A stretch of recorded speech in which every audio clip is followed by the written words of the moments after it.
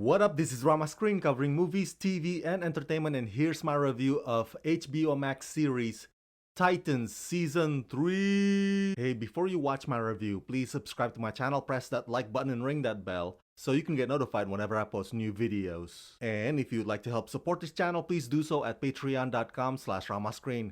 That's patreon.com/ramascreen. Let's rock this. First up, I would like to say thank you to HBO Max for granting me the screeners to this new season. They've asked me to not spill spoilers, therefore this review is spoiler free. I repeat, there are no spoilers in this video review. If in season 1 it was Raven and Trigon that kinda drove the plot, and in season 2 it was Deathstroke and Jericho, well, in this season 3, it's Red Hood who gives the Titans their latest focus or purpose, if you will. And boy, do I tell ya, this version of Red Hood in many ways is back to basics, but in many ways he's also more lethal, more merciless, and more vicious than the DC character you're familiar with. The writers this time seem to have a firm grasp of the personal demons that haunt and motivate our protagonists. It's not just a couple of characters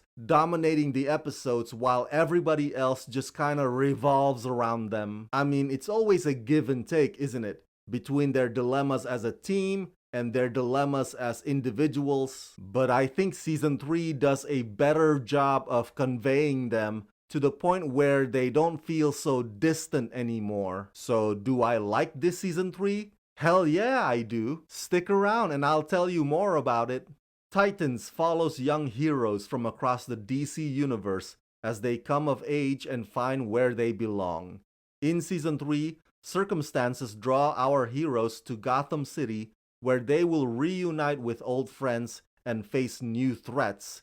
Starring Brenton Thwaites, Anna Diop, Tegan Croft, Ryan Potter, Connor Leslie, Kieran Walters, Joshua Orpin, Alan Richardson, Minka Kelly, and Ian Glenn in the recurring role of Bruce Wayne. It goes without saying that even though I will not be spilling spoilers here, this review is mainly for those of you, my fellow Titans fans, who already know what's up. Now, the previous 2 seasons were set someplace else, remember? Gotham was just an adjacent city or a memory, and there was something refreshing about that approach. But those seasons kinda stumbled along the way in terms of forming this team of young superheroes. Not until the latter part of season 2 did we get to see them sort of work as one unit. The first couple of episodes of this new season 3 kinda give you, the fans, what you wanna see. And that's Titans together taking down bad guys like a good old-fashioned procedural show. Even some of the members who walked out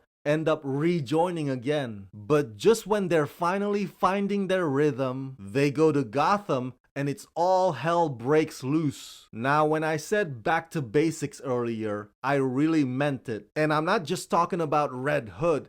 It also includes this season's portrayal of Barbara Gordon, Jonathan Crane, and the whole Joker in the background. And trust me, this is the season where the writers mix in a lot of the classic elements from the Batman canon. Say what you want about the previous 2 seasons, they had their shortcomings, but at least they wanted to do something slightly different. So now that they're in Gotham, the writers are playing in the sandbox or within the parameters of what you've already come to know. Let me talk a bit about the additional faces. Savannah Welch as Barbara Gordon is a fantastic choice. Savannah is an actress that comes from the world of indie films, so it's fair to say that this is her breakout role. And she fits the profile down to the red hair and all. I understand that this wheelchaired Barbara Gordon comes across as anti-superheroes, but the way I see it is Barbara has been disappointed,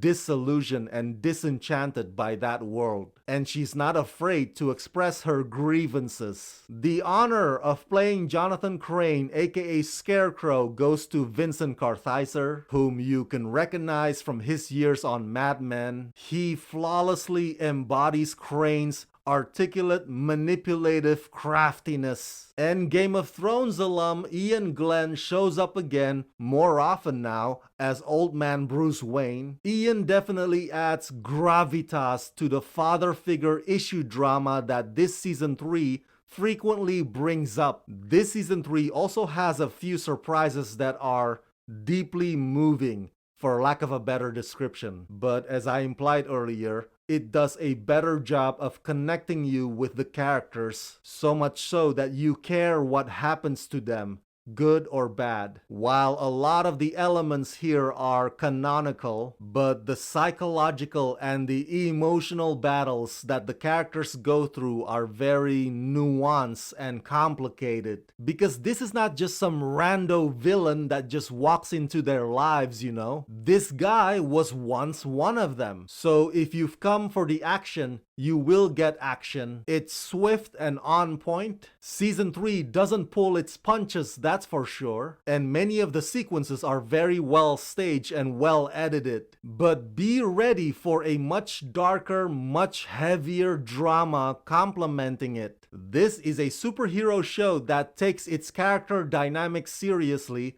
and I love it. Big fan of Season 3.